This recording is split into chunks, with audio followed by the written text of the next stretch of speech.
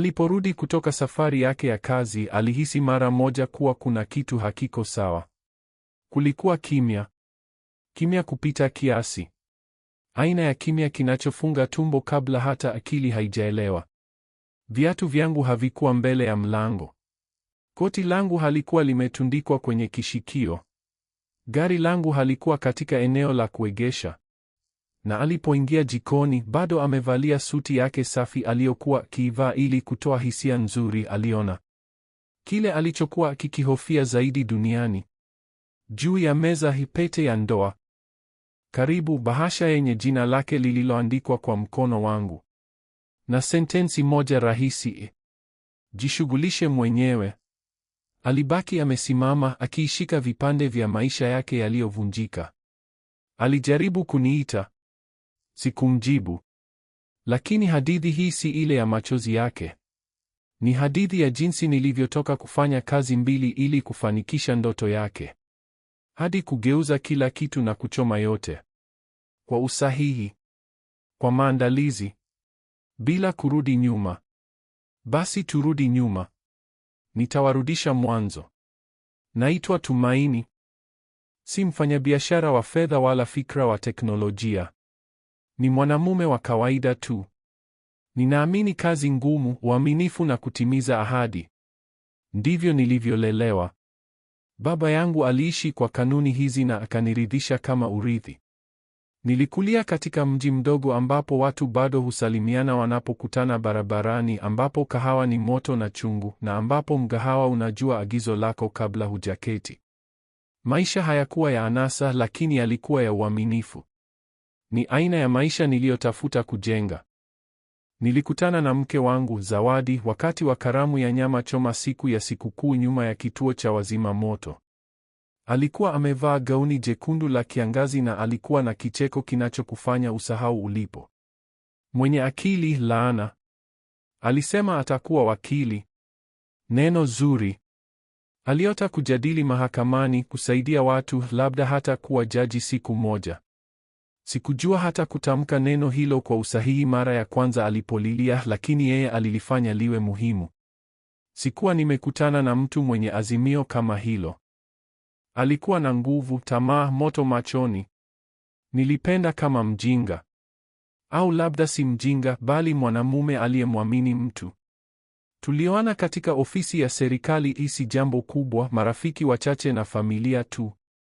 Nakumbuka alikuwa amevaa gauni la bluu hafifu kwa sababu alikuwa amesoma mahali kwamba bluu inaashiria uaminifu. Inachekesha ukifikiria sasa. Kwa ufupi, tulioana na maisha yakawa ya kweli haraka sana. Alikubaliwa katika chuo cha sheria kilichojulikana katika mji, na nilijua tunaingia katika wakati mgumu. Ada za masomo hazikuwa ndogo. Vitabu viligharimu pesa nyingi. Usafiri, kodi, chakula, kila kitu kilikuwa ghali. Lakini alikuwa anafuata ndoto yake na sikutaka pesa ziwe kikwazo. Kwa hiyo nilichukua jukumu. Kazi yangu kuu ilikuwa katika duka la zana la familia ambapo nilikuwa nimefanya kazi tangu shule ya upili. Si kazi yenye heshima sana, lakini thabiti. Nilizijua zana kwa moyo na wateja wa kawaida waliniamini. Mmiliki mzee alisema daima nilikuwa na maadili bora ya kazi aliyoyaona kwa muda mrefu. Pesa zilipopungua, nilichukua kazi ya pili. Usiku nilikuwa nikipakia masanduku katika ghala la usafirishaji. Ngumu ya mwili, lakini ililipwa vizuri kwa saa nyingi za ziada. Siku zangu zilianza saa 6 asubuhi.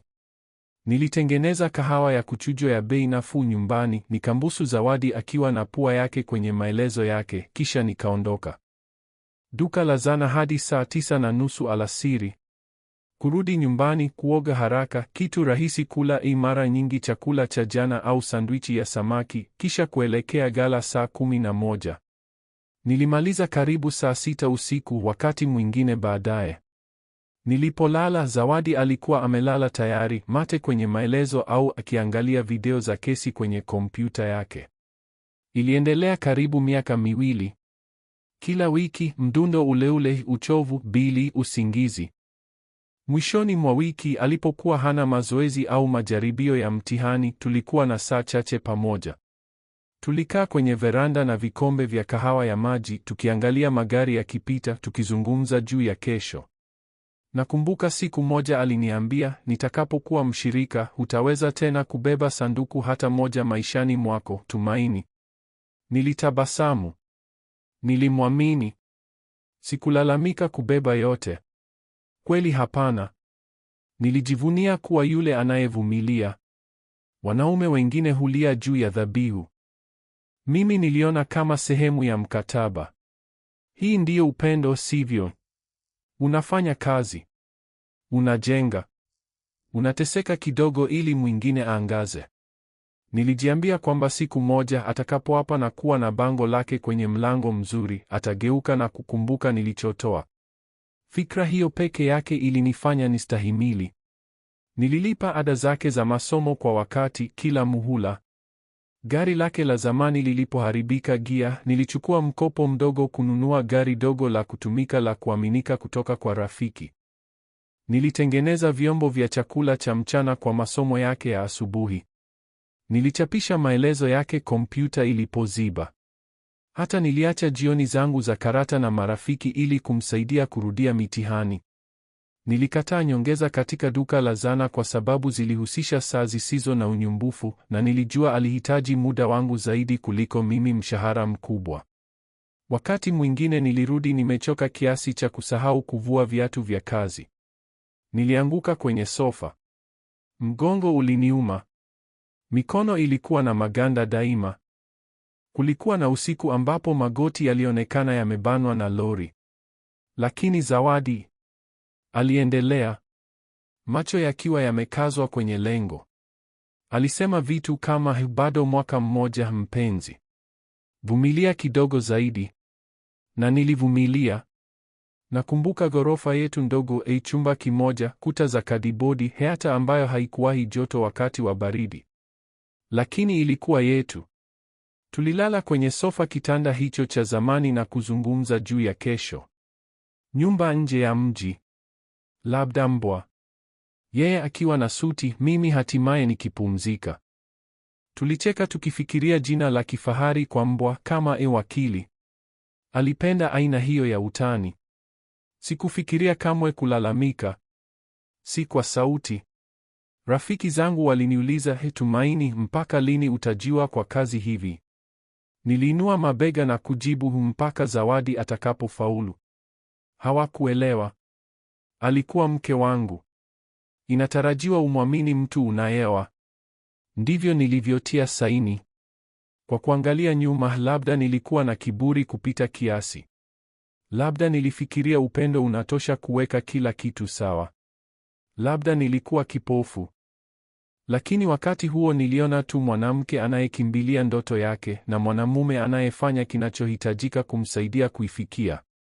Sikuomba shukrani wala sifa. Nilijiambia tu kwamba siku moja itastahili.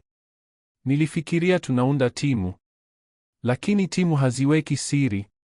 Na timu hazimwachi mwingine barabarani. Nilijichosha hadi mfupa ili yeye aruke. Na nikiwa ninavunja mgongo wangu kwa ajili ya kesho yake, yeye alikuwa akijenga maisha bila mimi. Na sikuona ikija. Bado. Kwa sababu wakati huo bado niliamini kuwa tuko pamoja. Bado nilimwamini. Mungu wangu, bado niliamini. Ilikuwa Jumamosi baba yangu aliponiambia habari. Aina ya siku inayoanza kama nyingine, kahawa ikitiririka polepole, jua likichuja kati ya madirisha, utulivu huo wa mwisho wa wiki usiowepo siku za kazi.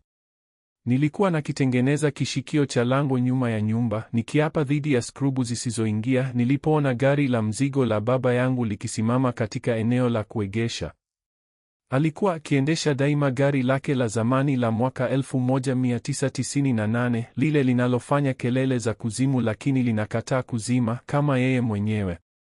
Alishuka kwa hatua ngumu, magoti yaliyoharibiwa na miaka ya sare, na akainua sanduku la maandazi kama toleo la amani. Nilitabasamu.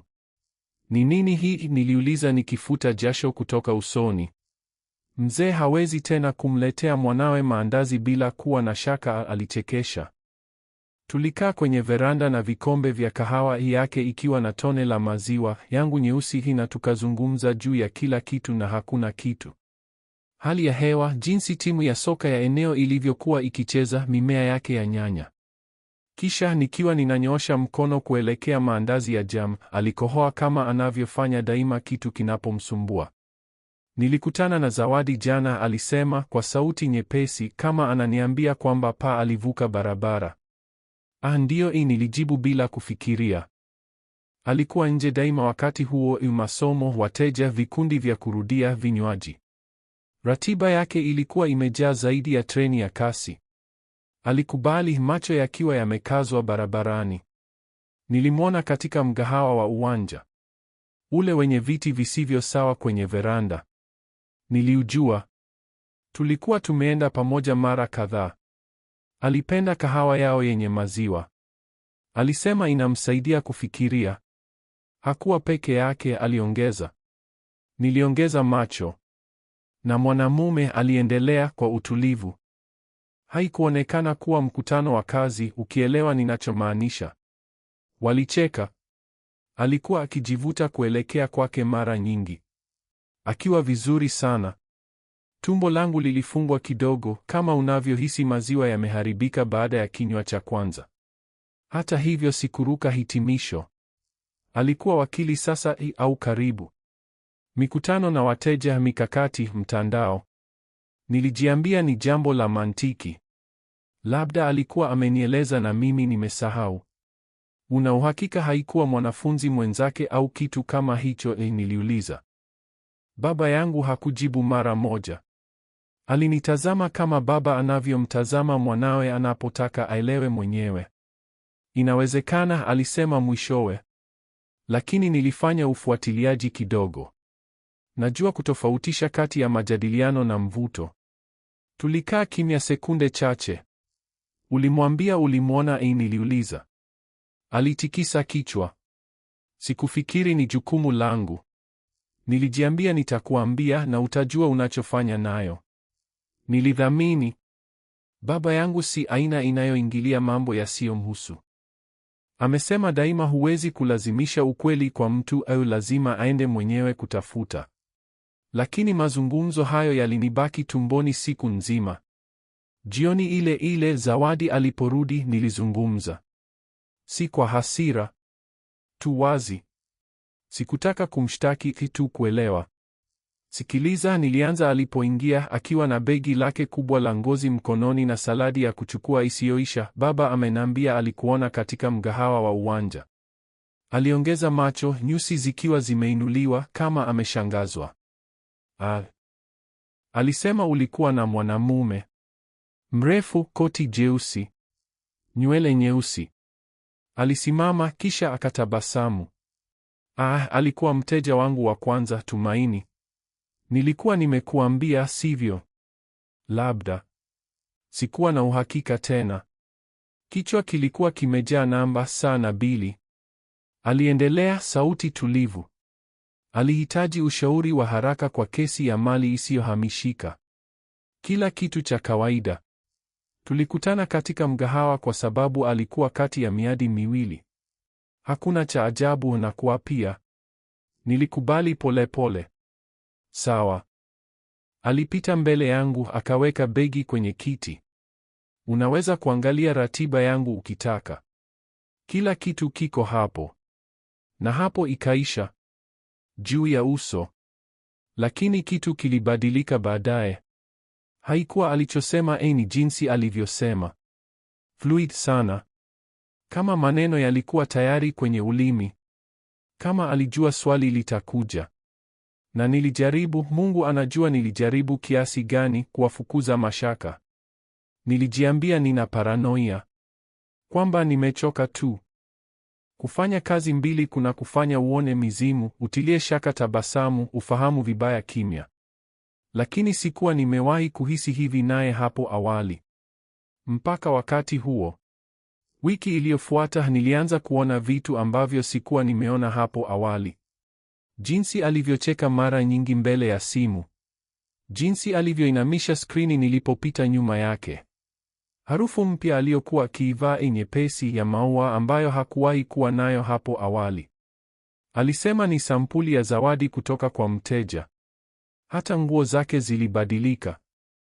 Si za kupita kiasi tu, zilizotunzwa zaidi. Zilizoshikamana. Za kitaalamu zaidi. Na begi hilo kubwa la ngozi. Daima limejaa kupasuka alipoondoka. Nilipouliza kama anabeba maelezo, alicheka na kusema kitu kama hicho. Nilijiambia ni kawaida. Mwanamke anayepanda daraja, anayejifunza kujionyesha kama mtaalamu. Alikuwa katika njia mpya. Na nilitaka kumsaidia. Kweli. Lakini shaka ilikuwa imepanda mizizi. Mbegu hiyo ndogo iliyopandwa na maneno tulivu ya baba yangu na kumwagiliwa na maelezo yote madogo. Sikutaka kuamini. Nilitaka kuwa mwanamume anayebaki karibu na mke wake chochote kikitokea. Anayemwamini hata wakati haina maana tena. Lakini uaminifu ni dhaifu. Na mara unapopasuka, kila kitu kinakuwa cha kuchanganya. Sikumshitaki tena. Sikuongea tena juu yake. Niliangalia tu. Si kama mwenye wivu, bali kama mgeni anayeangalia kutoka dirishani maisha aliyodhani anayajua. Nikijaribu kuelewa kitu kisicholingana tena. Ilikuwa mara ya kwanza nilimtazama Zawadi na kujiuliza kwa undani kama bado namjua. Na mbaya zaidi, kama yeye bado anijua. Ilikuwa Jumanne jioni nilipoona kwa mara ya kwanza. Zawadi alikuwa ameacha simu kwenye meza ya jikoni alipokwenda kujiondoa vipodozi bafuni. Skrini iliwaka kwa mtetemo na kwa reflect niliinua mkono kuona nani anamwandikia. Ilikuwa imefungwa. Si tu kufungwa kwa kutelezesha nambari ya 4 sasa. Neno siri halisi. Inaweza kuonekana kama kitu cha kawaida kwa mtu, lakini kwetu ilikuwa mpya. Hakuwahi kuiweka hapo awali. Tulikuwa aina ya wenzi wanaojua nambari za kadi za mwingine, tarehe za kuzaliwa, neno siri la jukwaa la video. Simu yake ilizunguka nyumbani bila nambari kama yangu, ikikusanya makombo kwenye meza. Nakumbuka nilibaki nimesimama nikiitazama kama kitu cha kigeni. Alitoka dakika moja baadaye, taulo mkononi, na akanishangaza nikiangalia. Nambari mpya, niliuliza, sauti nyepesi. Aliinua nyusi akifuta uso. Ndiyo. Kanuni ya ofisi, alisema. Ni lazima sasa. Usiri, usalama wa wateja, yote haya. Nilikubali, lakini ndani kitu kilisikika bandia. Sijui jinsi ya kueleza hasa. Haikuwa kufungwa yenyewe. Ni jinsi alivyosema. Haraka sana. Kama alikuwa amejirudia kichwani. Labda ninakuwa mwenye paranoia, nilijiambia. Lakini silika yako inapoanza kuzungumza ni vigumu kuinyamazisha. Kutoka usiku huo kuendelea niliona kila kitu. Kila jioni ya kuchelewa ofisini. Kila simu aliyopiga katika chumba kingine. Kila wakati alipogeuka kidogo ili nisionene skrini. Ilikuwa kama ulimwengu umehamia hatua kushoto na mimi nikikimbia ili kuufuata. Hata tabia zake zilibadilika. Alianza kuzima arifa aliporudi. Simu daima uso chini. Nilimshangaza mara moja akiruka nilipoingia bila kelele alipokuwa akiandika. Aliifunga haraka zaidi kuliko nilivyowahi kumwona akifanya. Mara za kwanza nilipozungumza tena, alifuta kila kitu kwa ishara ya mkono. Tumaini, acha. Unajifanya filamu. Ni kazi tu. Kazi ilikuwa imekuwa kisingizio chake kipendwa. Chakula cha jioni cha kazi. Semina. Ujumbe saa 11 usiku. Na nilitaka kumwamini kweli. Lakini kitu kilinichoma. Hapo awali aliniambia kila kitu. Hata maelezo yasiyo na maana. Walimu wasiopendeza, wateja wasio na uzoefu, misiba ya mapenzi isiyoisha ya rafiki yake aitwaye Tunu. Sasa nilikuwa na bahati nikipata kila kitu sawa kwa uangalifu nilipouliza jinsi siku yake ilivyokuwa. Hatukuongea tena kama hapo awali. Bado tulishiriki nyumba, ndiyo. Tulikula pamoja. Lakini kulikuwa na umbali sasa. Ukuta usioonekana nisioweza kupanda. Nilimuuliza swali, alijibu bila kuinua macho. Alitabasamu, lakini si kweli. Ni kimya kilichonigusa zaidi. Si kelele. Si mabishano. Tu kimya. Alikuwa na chaja mpya katika gari. Nilipouliza kwa nini, alisema anaihitaji kwa simu za wateja anaposafiri. Mara moja alisahau simu kwenye sofa na akaenda kuchukua kitu katika gari. Ilitetema. Muhtasari wa ujumbe ulionekana kwa nusu sekunde kabla ya kutoweka. Nilikuwa na muda wa kusoma mahali pale kesho. Hapo ndipo nilielewa sikujua tena nani ninayeshughulika naye. Mwanamke niliyemsaidia wakati wa usiku bila usingizi na mitihani alikuwa akibadilika chini ya macho yangu, na hata mara moja hakusimama kuniuliza jinsi nilivyo. Hata mara moja hakuniuliza habari za mgongo wangu, au ni masanduku mangapi niliyobeba siku hiyo, au jinsi nilivyovumilia zamu 2 siku 6 kati ya 7. Nilikuwa nimekuwa asiyeonekana. Samani katika nyumba yangu mwenyewe. Hata hivyo sikusema chochote. Si kwa hofu. Si hata kwa upendo, kama niko mkweli. Nilikaa kimya kwa sababu sikuwa tayari kukubali kile nilichoanza kushuku. Kwamba hakuwa akijitenga tu. Kwamba alikuwa amekwenda tayari. Daima nilifikiria mwanamume anapaswa kubeba mizigo yake peke yake. Unafanya kazi kwa bidii, unanyamaza na huoshi nguo chafu hadharani. Ndivyo nilivyolelewa. Lakini unakuja wakati ambapo hata mgongo wenye nguvu unaanza kushindwa na lazima uombe msaada.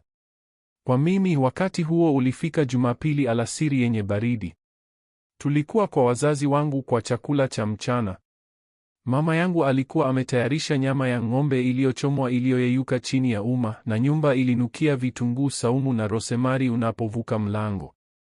Zawadi alikuwa kama daima akitabasamu, akizungumza juu ya faili yake mpya, akicheka na baba yangu kama kila kitu kiko sawa katika ulimwengu bora.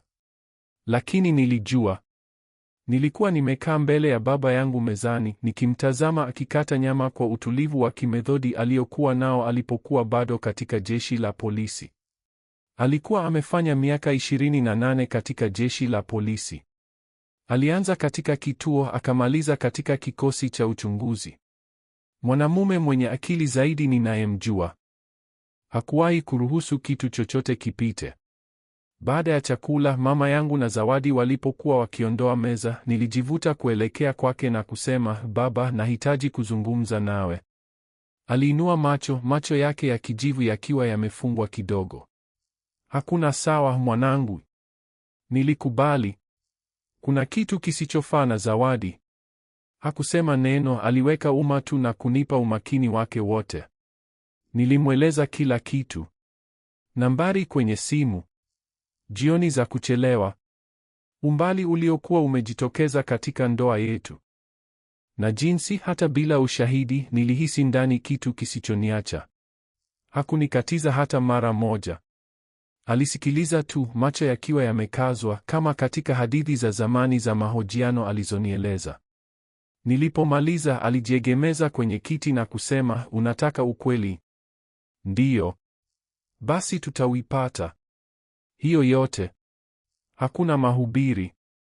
Hakuna hukumu. Hakuna drama. Mkono thabiti tu ulionyooshwa. Mpango ulikuwa rahisi. Siku chache baadaye, Zawadi na mimi tulirudi kwao kwa chakula cha jioni cha katikati ya wiki. Hakuna cha ajabu. Nilizungumza juu ya kazi. Yeye alizungumza juu ya faili. Baba yangu alifanya mazungumzo na akacheka wakati sahihi.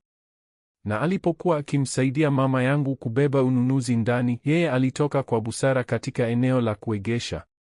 Sijui alivyofanya haraka hivyo. Labda reflectors za miaka yake ya huduma. Lakini tulipoondoka jioni hiyo, gari la Zawadi lilikuwa na kifaa kidogo cha kilichonata chini ya bumpa ya nyuma, kimefichwa karibu na fremu. Isiyoonekana isipokuwa unajua mahali pa kuangalia. Kutoka wakati huo, baba yangu alichukua udhibiti. Alikuwa na kompyuta ya zamani ya mkononi katika karakana yenye programu ya ufuatiliaji. Si ya kisasa, kuratibu na historia ya harakati tu. Kila jioni alitazama. Alisema imekuwa kawaida kama kumwagilia nyanya au kusoma gazeti. Wiki ya kwanza hakuna cha ajabu. Kazi nyumbani, labda kusimama katika duka la dawa au supermarket. Ratiba. Karibu nilianza kufikiria nimejiweka kichwani. Lakini kisha ikaja Alhamisi. Baba yangu aliniita karibu saa 2:30 usiku. Nilikuwa nikimaliza zamu katika duka la zana na nikitoka katika eneo la kuegesha simu ilipotetemeka. Ameegesha katika hoteli ndogo ya barabarani. Moyo wangu ulifungwa. Hoteli ndogo ya barabarani ilikuwa moja ya zile hoteli za kupita unazopita bila kufikiria. Ghorofa moja, ishara ya neon inayong'aa, eneo la kuegesha la kokoto. Aina ya mahali unapoenda unapotaka usiri. Niliuliza tangu lini? Saa 1:20, alijibu. Siku iliyofuata vile vile. Na wiki iliyofuata tena. Daima mpango ule ule. Alhamisi. Wakati mwingine Jumanne. Kamwe mwisho wa wiki. Daima mahali pale. Saa zile. Kamwe zaidi ya saa 2. Alipita mbele mara moja bila kusimama, mzunguko wa eneo tu. Alisema gari lake limeegesha nyuma, karibu na mlango wa kando. Karibu na sedan ya kijivu. Chapa na modeli ile ile kila wakati, nambari tofauti. Bado hatukujua jina la mwanamume. Haikuhitajika. Tulikuwa na mpango. Tarehe, saa, mahali. Ilitosha. Siwezi hata kueleza unachohisi. Kuona ukweli umefichuliwa wazi hivyo. Kuratibu baridi na athari za kidijitali zilizoandika usaliti kwa namba ngumu. Hakuna tena dhana. Hakuna tena labda. Ukweli tu. Na ukweli huo ulipiga nguvu zaidi kuliko ngumi kifuani.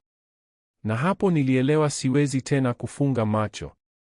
Hakukuwa na onyesho la drama. Hakuna ugomvi wa kelele. Hakuna vyombo vilivyovunjika kama katika filamu. Sikumwambia neno. Hata kunong'ona. Niliacha tu ukweli ukae katika mifupa yangu kama baridi ya majira ya baridi, na nikachukua uamuzi wangu. Safi. Kimya. Wa mwisho. Unaona, sikuwa mwanamume wa sinema. Ni mwanamume wa hatua. Na mara kitu kinapobadilika kichwani, imeisha. Sifanyi onyesho. Nafanya mpango. Asubuhi iliyofuata nilimuita baba yangu. Niko tayari, niliambia. Hakuuliza maelezo. Alinipa jina tu, Wakili Jabali. Alisema ni wakili wa sheria za familia anayeogopwa zaidi katika eneo. Alikuwa naibu wa zamani wa mwendesha mashtaka. Alijua mbinu zote. Baba yangu alikuwa amefanya kazi naye wakati huo, alikuwa amemwona akivunja watu mahakamani kwa faili na sauti tulivu tu. Alisema kama nataka kutoka na nataka iumize ni yeye ninayemhitaji. Nilipanga miadi Jumatatu iliyofuata. Nilichukua nusu siku, nikamwambia Zawadi nina miadi na msambazaji katika ghala. Aliongeza macho tu kutoka kompyuta. Ofisi ya Wakili Jabali ilikuwa katika jengo la matofali mekundu nyuma ya benki ya zamani. Mahali pasiri, safi, na katibu aliyetoa kahawa na kutabasamu kama hakuna kitu kibaya kinachotokea katika chumba hicho. Aina ya mahali unapoingia umeoa na unatoka na jina jipya na nusu ya samani chini. Jabali alikuwa hasa kama baba yangu alivyomweleza, tulivu, mkali, si aina inayopoteza maneno. Suti ya kijivu, viatu vilivyosafishwa, hakuna cha kuonekana, thabiti tu. Aina ya mwanamume anayeshinda kabla hata hajaingia mahakamani. Alisikiliza yote. Nilimpa historia, ushahidi, data ya kifaa cha ufuatiliaji, picha ambazo baba yangu alikuwa amepiga kutoka gari. Kila undani. Nilipomaliza alijiegemeza kwenye kiti na akapiga kalamu kwenye faili. Hajui unajua? Hapana, nilijibu. Kamili, alisema. Basi tuna faida. Tunaishika. Tulitumia saa 2 kuchora mpango. Si talaka tu, bali uondoaji kamili. Kuondoa safi kila kitu kilichokuwa cha pamoja, na pigo sahihi kumkatisha kutoka kila kitu alichokuwa akifaidika nacho akiendesha maisha yake mawili. Awamu ya kwanza hii kurejesha pesa. Nilikuwa na akaunti 3: akaunti ya pamoja, akiba ya kibinafsi, na kitabu cha benki ambacho hatukutumia kamwe. Nilimwaga akaunti ya pamoja na kuhamisha yote kwenye akaunti yangu ya kibinafsi. Pia nilizima kadi zote. Kadi ya mkopo, hata kadi ya mafuta tuliyoshiriki kwa safari zake. Jabali alinieleza muda lini kuhamisha fedha, lini kuarifu benki, jinsi ya kurekodi kila kitu ili kishike safi. Awamu ya pili, kusimamisha malipo. Zawadi alikuwa katikati ya mwaka wake wa mwisho wa chuo. Tulikuwa tukilipa ada kila mwezi kwa kutoa kiotomatiki. Nilifuta kutoa jioni ile ile. Niliacha malipo ya mwisho yapite ili kukataliwa kufike wakati sahihi na kusababisha arifa ya kuchelewa. Kama anataka kuendelea, atalipa kutoka mfukoni mwake. Awamu ya tatu, nyumba. Ilikuwa sehemu kubwa. Tuliishi katika nyumba ya ghorofa moja kwenye kingo za mji. Thabiti, iliyojengwa vizuri, bustani nzuri. Wazazi wangu walikuwa wamenipa kwa ndoa. Hati ilikuwa kwa jina langu tu. Daima nililipa kodi na matengenezo. Zawadi alichekesha akisema ni kasri yetu ndogo. Kweli ilikuwa yangu tangu mwanzo. Nilikutana na wakala wa mali isiyohamishika siku iliyofuata. Nilimwambia nataka uuzaji wa haraka bila kupoteza muda. Alipita alipokuwa kwenye mkutano, akapiga picha, akafanya ukaguzi, akaanzisha mashine. Mara tangazo lilipokuwa mtandaoni, niliweka kila kitu kawaida. Niliendelea kukata majani. Bado nililipa bili. Lakini ndani nilikuwa nimekwenda tayari. Jabali aliwasilisha hati za kwanza na akaniambia nisimtaje bado mahakamani. Acha kila kitu kiwe sawa, alisema. Kisha tutapiga. Nilianza kutoa pesa kutoka akaunti za hisa za pamoja. Niliuza hisa chache tulizokuwa nazo, nikafuta usajili wa pamoja mtandaoni na wa wasambazaji wa nishati, yote yakiwa yamerudishwa kwa jina langu tu. Hata bima ya gari. Nilimuita rafiki katika idara ya magari na kufanya jina lake liondolewe kutoka hati ya gari la familia. Kidogo kidogo nilikata kila uhusiano. Na yeye hakuona chochote. Hata mara moja. Alirudi kuchelewa, akitoa udhuru wake, akituma ujumbe kutoka sofa kama sikuwepo. Nilifanya kama sijui. Niliuliza habari za faili zake. Nilipika. Hata nilimsaidia kubeba ununuzi kama hapo awali. Yote haya Jabali na mimi tukinoa upanga. Kuna kitu cha ajabu katika aina hii ya maandalizi ya kimya. Unaweza kufikiria nilikuwa nimejaa hasira. Lakini kweli nilikuwa tulivu. Nimekazwa. Kama mwanamume ambaye hatimaye ameshika usukani tena. Alifikiria anadhibiti kila kitu. Alifikiria niko kipofu sana au mjinga sana kuelewa. Lakini nilikuwa na wakili. Nilikuwa na mpango. Na nilikuwa ninaanza tu. Mwisho wa wiki alipoondoka kwenda mji mkubwa wa kaskazini, sikusema mengi.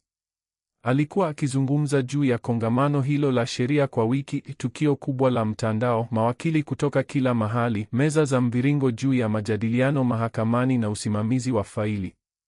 Nilikubali alipozungumza tena, hata nilipeleka sanduku lake hadi gari Ijumaa asubuhi. Hakutazama nyuma akitoka katika eneo la kuegesha. Ishara ndogo ya mkono tu na nitarudi Jumapili jioni. Na hivyo akaondoka. Niliangalia taa za nyuma zikitoweka, kisha nikafunga mlango nyuma yangu. Hapo ndipo kila kitu kilipoanza. Sikuwa na muda mwingi. Chini ya siku 3 kutoweka. Lakini kila kitu kilikuwa tayari kinaendelea, ilibaki hatua ya mwisho tu. Nilikuwa na masanduku yaliyopangwa vizuri katika karakana. Ufunguo wa kukodisha mfukoni. Uhamishaji wa huduma uliopangwa. Wahamishaji walioagizwa. Barua iliyoelekezwa. Nilikuwa nimepanga kila kitu kwa saa. Nilipanga mizigo haraka lakini kwa uangalifu. tu kile kilichokuwa changu: nguo, zana, viatu vya kazi, kiti cha ngozi ambacho baba yangu alikuwa amenipa kwa miaka 30, picha za zamani za safari yetu ya asali ambazo sikuweza tena kutazama. Niliacha yote. Mashine ya kahawa aliyoipenda, mito aliyokuwa akiipanga daima, rafu iliyojaa vitabu vyake vya sheria. Kila kitu kilibaki hasa mahali kilipokuwa. Mahali papya palikuwa kidogo, vyumba viwili juu ya printer ya zamani katika sehemu ya kusini ya mji. Lakini safi. Tulivu. Yangu. Rafiki alikuwa amepata kwa ajili yangu, hata alilipa dhamana mapema ili isionekane kwenye akaunti. Sikulala sana usiku wa kwanza huko. Nilikaa sebuleni nikisikiliza mngurumo wa friji na milio ya mara kwa mara ya mabomba katika kuta. Ilikuwa usiku wa kwanza kwa muda mrefu nilihisi itulivu. Mahali ninapoweza kupumua. Jumamosi alasiri nyumba ilikuwa tupu. Wahamishaji walikuwa wamepita. Wakala alikuwa na funguo. Nilifanya mzunguko wa mwisho. Nilitembea chumba kwa chumba kama ninavyotembelea kumbukumbu, si mahali. Sebule ambapo tulicheka. Jikoni ambapo alifanya kazi usiku na glasi ya divai na kompyuta. Korido tuliopaka rangi pamoja msimu wa vuli, tukibishana kama ni kijani salvia au kijivu linen. Kila kitu kilionekana kidogo sasa. Hapo ndipo nilipoweka onyesho. Katikati ya meza hakuna karibu bahasha. Ndani hati za talaka zilizotiwa saini na tarehe. Picha ambazo baba yangu alikuwa amepiga katika eneo la kuegesha la hoteli 4 kwa jumla. Usiku tofauti. Mwanamume yule yule. Desturi ile ile. Na barua. Sikuifanya ndefu. Aya moja tu. Iliyoandikwa kwa mkono polepole kwenye karatasi nyeupe rahisi. Nilifanya kazi 2 ili kukupa kila unachotaka. Wewe ulinilipa kwa usaliti. Sasa jishughulishe mwenyewe. Karibu. Niliweka pete ya ndoa. Hakuna drama. Hakuna damu. Hakuna kelele. Ukweli tu. Sikuacha anwani. Sikutuma ujumbe wala kupiga simu. Aliporudi Jumapili jioni nilikuwa nimekwenda mbali. Nyumba ilikuwa baridi na tupu. Hakuna taa. Hakuna kelele. Hakuna viatu mbele ya mlango. Hakuna gari katika eneo la kuegesha. Nilimfikiria akiingia, magurudumu ya sanduku yakigonga sakafu, akiniita jina langu. Kisha akaona meza. Akaona ukweli. Nilimfikiria akiketi kwenye moja ya viti vya jikoni, akiishika karatasi hiyo mikononi. Niliuliza ni muda gani aliitazama. Kama alisoma mara 2. Kama mikono ilikuwa inatetemeka. Lakini sikukaa juu ya hili. Kwa sababu haikuwa na maana tena. Nilikuwa nimempa kila kitu: muda, uaminifu, kazi, upendo. Nilikuwa nimetimiza sehemu yangu. Na kila kitu kilipoharibika, sikupiga kelele wala kulipuka. Nilienda tu nikiwa na kichwa juu. Wanasema kulipiza kunachafua. Kuna kula ndani. Si hii. Haikuwa hasira. Ilikuwa haki. Na nilifanya iwe safi. Simu ya kwanza ilifika Jumapili jioni, karibu saa 22 na dakika 42. Niliona nambari yake ikionekana nikiweka kiti cha kukunja katika ghorofa mpya. Jina lake tu. Hakuna ujumbe. Sekunde chache baadaye ya pili. Kisha ya tatu. Kwenye mlio wa 5 bila majibu, nilizima simu na kuiweka kwenye meza ya jikoni. Sikuhitaji kusikia uigizaji angeufanya. Alipiga kila saa usiku huo. Aliacha ujumbe wa sauti ambao sikuwasikiliza kamwe. Kisha ujumbe ukaja. Mwanzoni mrefu. Kisha alama za kuuliza tu. Kisha kimya. Jumatatu asubuhi, ofisi ya wakili wangu ilituma sitazione rasmi. Arifa ilifanywa, hati zilitolewa, yote yaliwasilishwa kulingana na sheria. Saa 6 mchana alikuwa amepokea amri ya kuondoka katika Mali. Hakuna vitisho. Hakuna shinikizo. Ukweli wa kisheria tu. Nyumba ilikuwa yangu, hati ilikuwa kwa jina langu, na yeye hakuwa na haki tena ya kukaa. Alasiri alijaribu kupiga kutoka nambari isiyojulikana. Sikumjibu. Jumanne alipiga kutoka simu ya ofisi. Niliacha ilie. Alijaribu pia kutoka simu ya mama yake. Nilijua nambari, nilitambua mara moja. Sikumjibu hata wakati huo. Aeleze kila kitu kwa familia peke yake. Sikuwa na chochote tena cha kusema. Wiki 2 baadaye matokeo yalianza kweli. Kwanza mshtuko wa fedha. Alienda benki kulipa kitu na kadi ilikataliwa. Alasiri ile ile aliangalia akaunti mtandaoni na akaona sifuri kubwa mahali ambapo kulikuwa na akiba yetu ya pamoja. Vile vile kwa akaunti ya sasa. Macho yake lazima yaliteleza kwenye sauti hii. Uhamisho ulifanywa, ambayo ilikuwa imetuma yote kwenye akaunti yangu ya kibinafsi iliyofungwa na kulindwa. Simu zilianza tena baada. Zikiwa na hasira sasa. Aliacha ujumbe na hata kama sikuwasikiliza nilihisi sauti kutoka kasi aliyokatisha. Ujumbe ulipita kutoka hii uko wapi hadi hii uliwezaje kufanya hivi, na nilielewa hatimaye anatambua hana udhibiti tena. Mshangao uliofuata ulifika wiki iliyofuata. Chuo kilimuita. Lazima alifikiria ni kuthibitisha kitu juu ya muhula au kongamano. Badala yake walimwambia ada hazikulipwa. Faili yake ilikuwa imefungwa. Hakuna diploma, hakuna ufikiaji wa rekodi, hakuna mpaka salio limepangwa kamili. Ndivyo inavyotokea unapoishi kwa mabega ya mtu na unasahau kusema asante. Huduma ya mikopo ya chuo haikuchelewa pia. Bila malipo yangu, malipo yalianza. Riba. Tarehe za mwisho. Mwisho wa kipindi cha neema. Kila kitu kilimwangukia kama treni ya mizigo. Alijaribu kudumisha sura nzuri na mruhusu. Kwa muda aliendelea kuchapisha kama hakuna kitu, kahawa za kisasa, rafu za vitabu vya sheria zilizopangwa vizuri, tabasamu zilizochujwa. Lakini nyuma ya picha alikuwa akivunjika. Marafiki wa pamoja walianza kuniita. Kuuliza nini kinatokea, kwa nini Zawadi anaonekana ajabu. Sikuwaeleza. Sikutetea. Nilisema tu tunatatua faragani na hiyo yote. Wengine walielewa. Wengine hawakutaka kujua. Lakini mmoja baada ya mwingine waliacha kupiga. Alikuwa peke yake sasa. Tabia yake ya wakili si ile aliyotumia kama ngao haikumsaidia sana barua zilipoendelea kuja.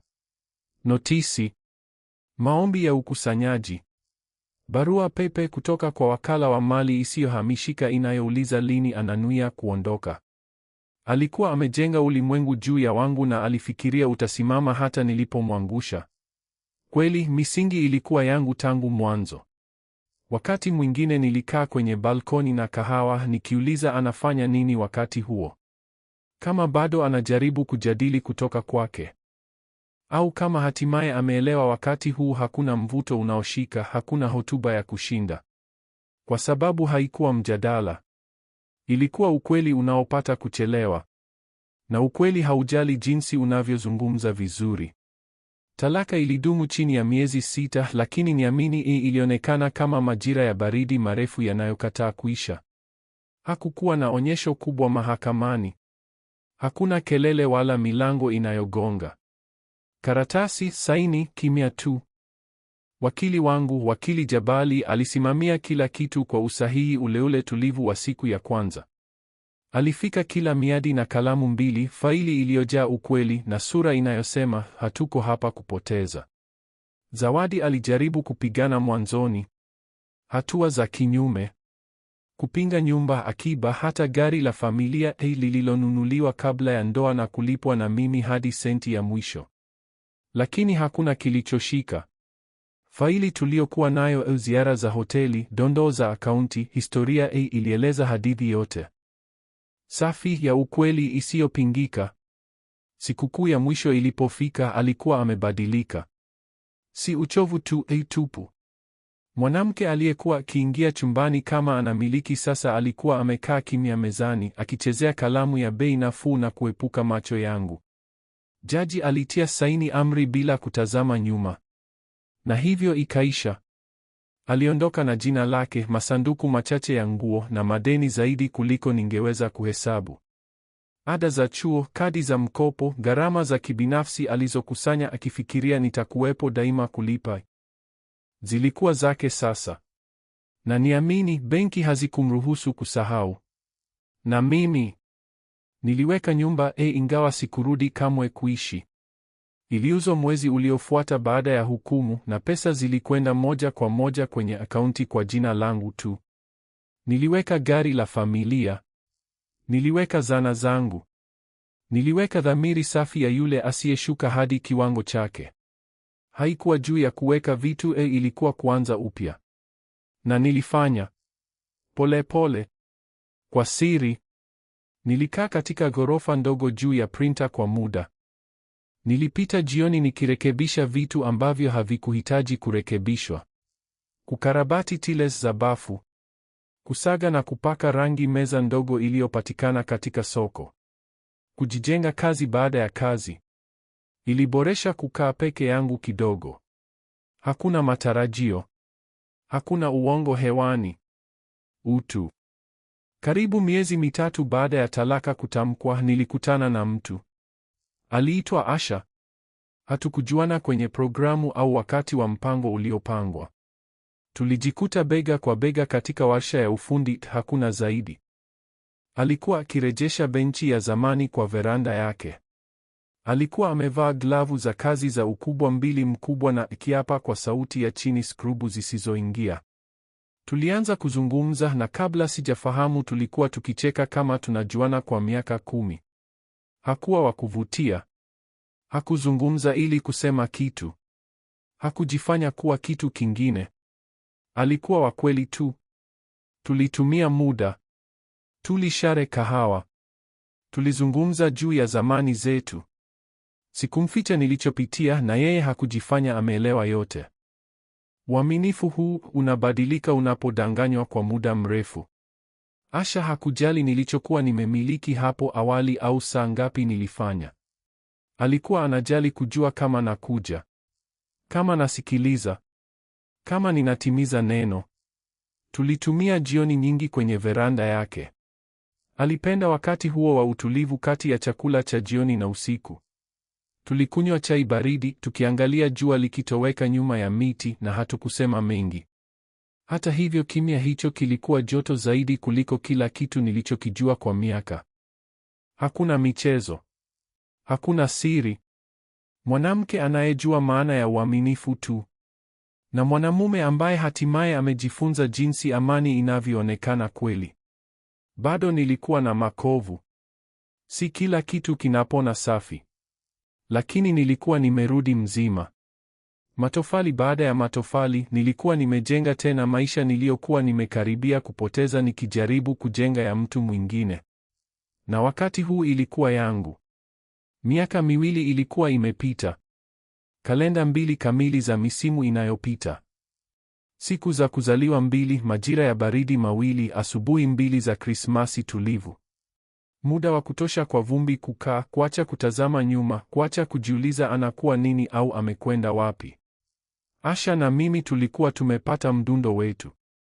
Tulikuwa tumehamia katika nyumba ndogo nje kidogo ya mji, hakuna cha anasa, mahali rahisi tu chenye veranda iliyofungwa na kipande cha bustani ambapo nyanya zilikuwa kupita kiasi. Nilimjengea rafu kwa vitabu vyake vya kupikia. Alipaka jikoni rangi ya manjano hafifu, ikifanya kila asubuhi iwe tamu kidogo zaidi. Tulikuwa na furaha. Si kelele wala za kupita kiasi, thabiti tu. Za kweli. Aina hiyo ya kuridhika isiyohitaji kuchapishwa au kushirikiwa, inaishi katika vitu vidogo. Kahawa alfajiri. Matembezi baada ya chakula cha jioni. Yeye akiimba jikoni nikiwa nikitengeneza zipu ya kabati inayolia. Kisha Jumapili alasiri tulivu ya Aprili, walibisha mlango. Asha alikuwa akikunja nguo kwenye sofa. Nilikuwa nikitengeneza zipu iliyoshikana kwenye mlango wa nyuma. Hatukuwa tukimtarajia mtu yeyote. Alipiga kelele, unataka nifungue mimi? Nilifuta mikono kwenye kitambaa na nikakubali. Nenda. Alifungua na nikasikia sauti yake ikipita mara moja kutoka tulivu hadi ya tahadhari. Naweza kuwasaidia? Aliuliza. Kimya. Kisha sauti ambayo sikuwa nimesikia kwa miaka miwili. Tumaini yuko. Niliingia katika korido na alikuwa hapo. Zawadi. Alionekana tupu. Uso rangi, macho yaliyozama. Nywele zikiwa zimevutwa nyuma kama hapo awali, lakini sasa alionekana mchovu tu. Hakuna vipodozi na nguo zilionekana zinaelea juu yake zaidi. Asha alijitenga bila neno. Hakuhitaji kuuliza. Alijua tayari nani alikuwa. Zawadi alibaki kwenye mlango kama anasita kati ya kuingia na kukimbia. Habari, Tumaini, alisema, karibu kunong'ona. Sikujibu. Nilimtazama tu. Mwanamke yule yule aliyecheka katika jikoni yetu na kuota mahakama sasa alikuwa akitetemeka kwenye mlango wangu kama anasubiri hukumu yake. Alichukua pumzi iliyovunjika. Mimi sikujua pa kwenda, alisema. Niko katika shida, Tumaini. Kifedha. Siwezi tena kufuatilia. Mikopo, kodi, bili. Nimejaribu kusimamia yote peke yangu lakini siwezi tena. Nilikaa kimya. Aliendelea. Najua nimekudhuru. Nimefanya makosa. Lakini mimi na wewe tulikuwa na hadithi. Maisha. Nilijiambia labda tunaweza kuzungumza. Labda kuanza upya. Hapo ndipo hatimaye nilizungumza. Nilijitolea mbele, nikamtazama moja kwa moja machoni na nikasema polepole. Tulivu. Ulinifaa. Ulinidanganya. Uliniacha na majuto tu. Hakujisogeza lakini macho yake yalijaa machozi. Nilitikisa kichwa. Sasa nina amani. Na sitaiacha kwa ajili yako. Kwa muda hakujisogeza. Alikubali tu kama alijua tayari itakuwa hivyo. Kisha nilifunga mlango. Sikupiga. Sikufunga kwa kufunga ili kusisitiza. Nimefungwa tu. Asha alikaribia, akaweka mkono kwa upole mgongoni mwangu. Hakusema chochote. Tulikaa hapo kwa muda. Kimya. Tukiacha muda upite kama dhoruba ya kiangazi yenye kelele sekunde, kisha ikatoweka. Sikuhisi ushindi. Wala hasira kwa kweli. Imeisha tu. Alikuwa amefanya chaguo zake. Mimi pia. Na zangu zilikuwa zimenileta kwenye maisha rahisi ya uaminifu na hatimaye kamili. Toa maoni yako kwenye sehemu ya maoni. Je, unafikiri notisi ya kufukuzwa ilikuwa ya ukatili au ilikuwa ya lazima? Ikiwa umefurahia hadithi hii, jiandikishe kwenye kituo na jisikie huru kuitolea like.